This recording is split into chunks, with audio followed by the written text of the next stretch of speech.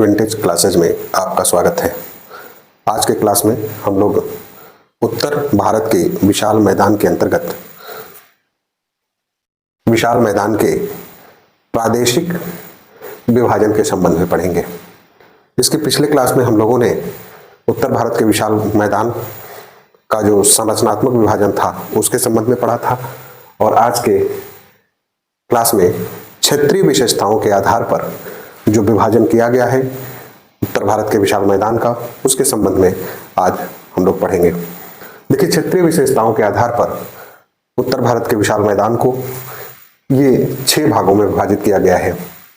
राजस्थान का मैदान, पंजाब हरियाणा का मैदान, ऊपरी गंगा का मैदान, मध्य गंगा का मैदान, निम्न गंगा का मैदान और असम की घाटी।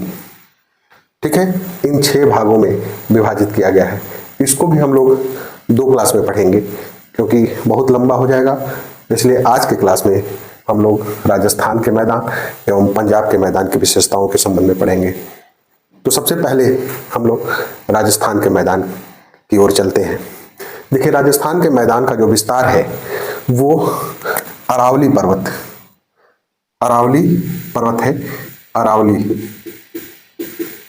अरावली पर्वत के पश्चिम में इसका विस्तार है। अरावली पर्वत के पश्चिम में और भारत एवं पाकिस्तान की सीमा तक इसका विस्तार है। कहां तक? अरावली पर्वत के पश्चिम से लेकर भारत एवं पाकिस्तान की सीमा तक। उत्तर में यह जो है पंजाब के मैदान से लेकर दक्षिण पश्चिम में गुजरात के तटवर्ती मैदान तक इसका विस्तार पाया जाता है।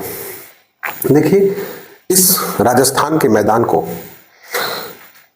जो 25 सेंटीमीटर वार्षिक वर्षा की जो रेखा है वह 2 भागों में विभाजित करती है। इसका जो 25 सेंटीमीटर वार्षिक वर्षा की रेखा के पूरब का भाग जो है उसे राजस्थान का बांगर मैदान कहा जाता है, एवं उसके पश्चिम में थार का मरुस्थल या उसे भारत का बृहद मरुस्थल या बृहद भारत का भारतीय मरुस्थल कहा जाता है। द ग्रेट इंडियन डेजर्ट के नाम से जाना जाता है। ठीक है, जो बांगर का मैदान है, राजस्थान के बांगर के मैदान में अरावली पर्वत के पश्चिम से जो नदियां बहती हैं वो इसके कुछ भाग की सिंचाई करती हैं, और उस सिंचाई के कारण जो कुछ क्षेत्र है इसका कृषि योग्य हो जाता है, और उस कृषि योग्य क्षेत्र को यहाँ स्थानीय भाषा में रोही के नाम से जाना जाता है। किसके नाम से? रोही के नाम से जाना जाता है। ठीक है, इसके बाद इन क्षेत्रों में आप देखिए तो लूनी नदी, इस क्षेत्र की जो है लूनी नदी बहुत प्रमुख नदी है जो मौसमी नदी है, और ये लूनी नदी अरावली पर्वत के पश्चिम में बहती है और कच्छ की खाड़ी में गिर जाती है। तो इसके उत्तर के मैदान को, इसके जो लूनी नदी के उत्तर का मैदान है उसे थाली क्या कहा जाता है? थाली या बालू का मैदान, बालू का मैदान, या जो है मारवाड़ के बालू के मैदान का एक अंग है। मारवाड़ का बालू का मैदान है, उसका एक अंग है। देखिए, इन क्षेत्रों में नीस, ग्रेनाइट और शिस्ट चट्टानों की जो है नंगी परत दिखाई देती है, जो यह प्रमाणित करती है कि यह जो भाग है राजस्थान का, जो मैदानी इलाका है वह जो है प्रायद्वीपीय पठार का भाग है। किसका भाग है? प्रायद्वीपीय पठार का भाग है। उसको कौन? इन क्षेत्रों में जो है बहुत सारी झीलें भी स्थित हैं, जैसे डिंडवाना झील, सांभर झील, लून करनसार झील, कुचामन झील, ये इस क्षेत्र की प्रमुख झीलें हैं जो नमकीन झीलें हैं। सांभर झील पूरे भारत का सबसे बड़ा खारे पानी का झील है। भारत का अंतःस्थलीय जो इनलैंड के बीच पाया जाता है, लैंड के बीच, भूमि के अंदर, मतलब भारतीय भूखंड के अंदर पाया जाता है, किनारों पर नहीं पाया जाता, जलीय किनारों पर नहीं पाया जाता। भारतीय भूखंड के अंदर पाया जाने वाला भारत का सबसे बड़ा नमकीन झील या खारे पानी का झील है, ठीक है, सांभर झील। इस तरह से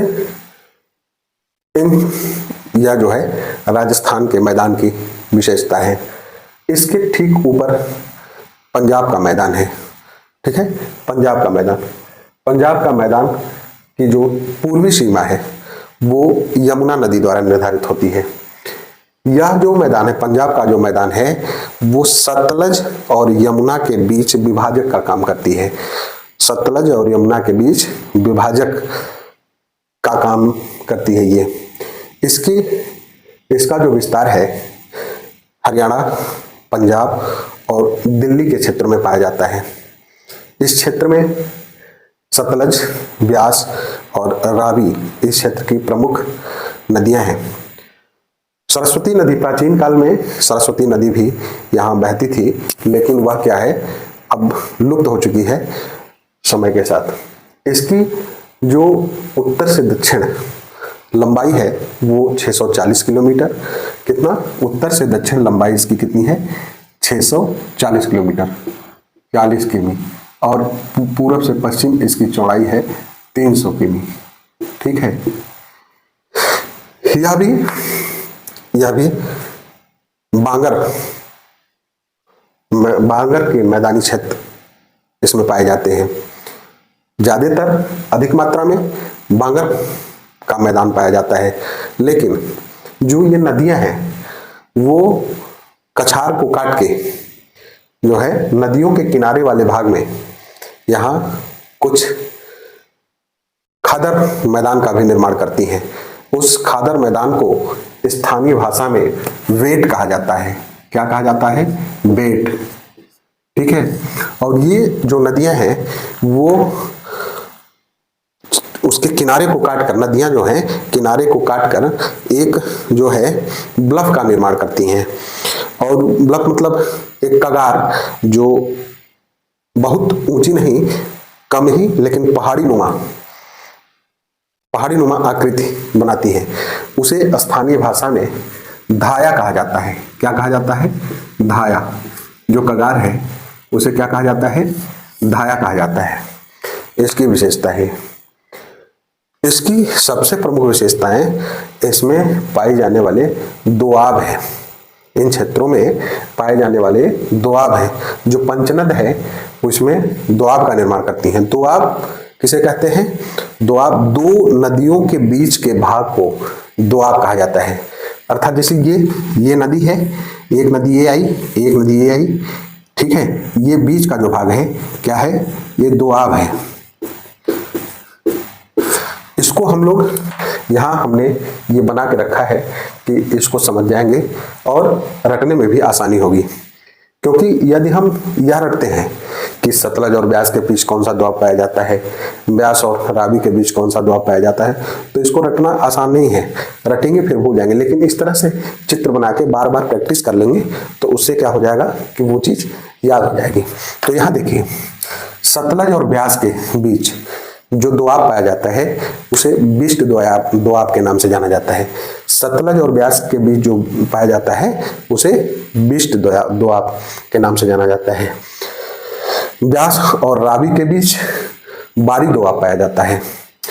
रावी और चिनाब के बीच रचना दोआब पाया जाता है।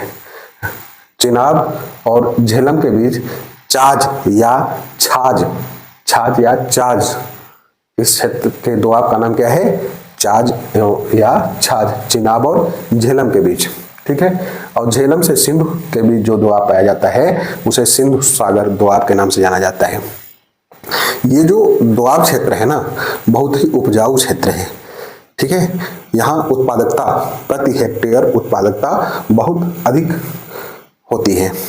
तो इस तरह से जो देखिए, पंजाब के मैदान के ठीक दक्षिण में, इसका दक्षिणी भाग मालवा के मैदान के नाम से जाना जाता है। फिर इसके और दक्षिण में जब आप जाएंगे तो हरियाणा का मैदान है। मालवा के मैदान और हरियाणा का मैदान, इसीलिए इसे पंजाब एवं हरियाणा का मैदान के नाम से भी जाना जाता है। ठीक है, तो ये आपको समझ में आ गया। अब देखिए यहाँ भी बांगर, वहां भी जो निर्माण हुआ वो बांगर। बांगर क्या है? बांगर हमने पिछली क्लास में आपको जो संरचनात्मक दृष्टि से हमने इसका विभाजन बताया है उसको बता दिया है, लेकिन फिर भी हम आपको एक बार और याद दिला दें कि बांगर मैदान उस मैदान को कहा जाता है जहां पर नदियों के बाढ़ का पानी अब नहीं पहुंच पाता है।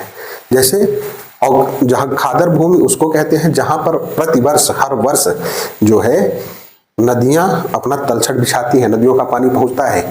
तो बांगर भूमि जो है, बांगर भूमि क्योंकि ये नदियों का द्वाब है तो नदी तलछट को काट काट के गहरी हो गई और अब जो बाढ़ का भी पानी है वहां नहीं पहुंच पाता है, तो उसे बांगर भूमि कहा जाता है। बांगर भूमि कृषि के लिए बहुत अच्छी नहीं मानी जाती है क्योंकि वहां जो पुरानी चिकनी मिट्टी है उससे उसका निर्माण होता है। ठीक है, तो लेकिन जो खादर भूमि है, क्योंकि इन क्षेत्रों में खादर भूमियां भी पाई जाती हैं जिसे वेट के नाम से जाना जाता है पंजाब में, ठीक है, स्थानीय भाषा में, तो जो उसे कछार, वो कछार होता है और कछार की जो मिट्टी होती है जलोढ़ मिट्टी, वो बहुत ही उपजाऊ मिट्टी होती है।